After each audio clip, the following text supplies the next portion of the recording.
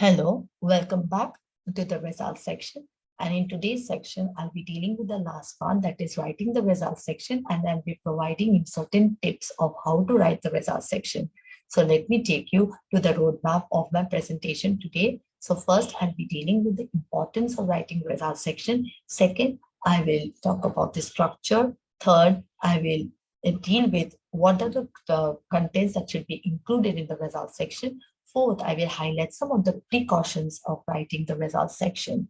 So let us now move on to the first topic, that is the importance of writing the results section. So as a researcher, when we write the results section, we understand the research problem in much better, or we have an in-depth understanding of the research problem.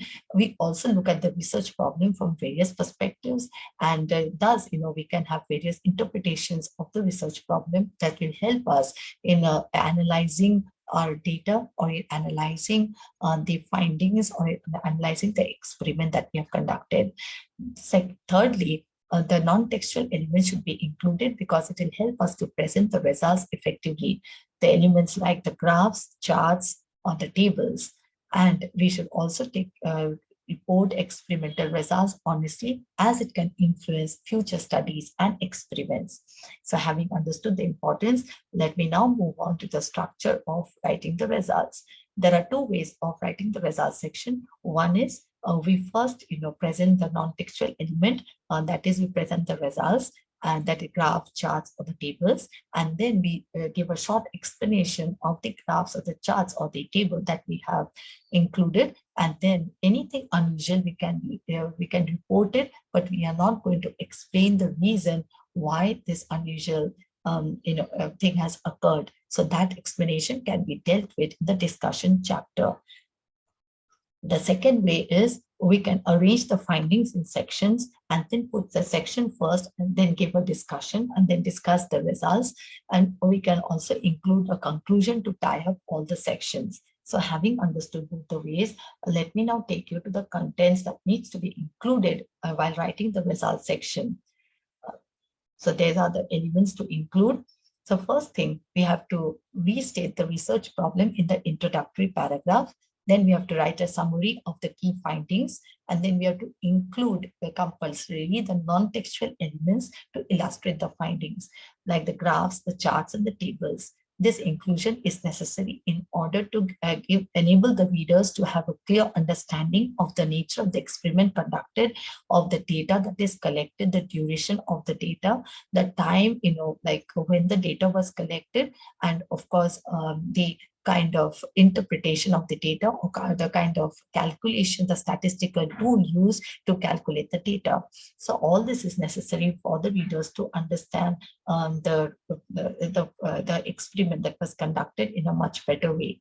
Then we have to focus on the findings that are important, and of course use proper numbering of tables and figures. Next, I move on to I take you to the sample over here. As you can see, I have a table number, I have a table title, and of course I have a column heading, I have a column subheading, a row heading, a row subheading, and of course the data as well.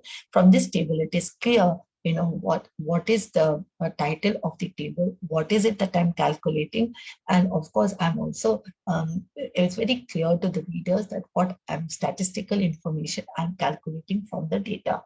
So having understood the sample, let us now move on to the fourth section, that is the precautions that we should take as a researcher while writing the results section.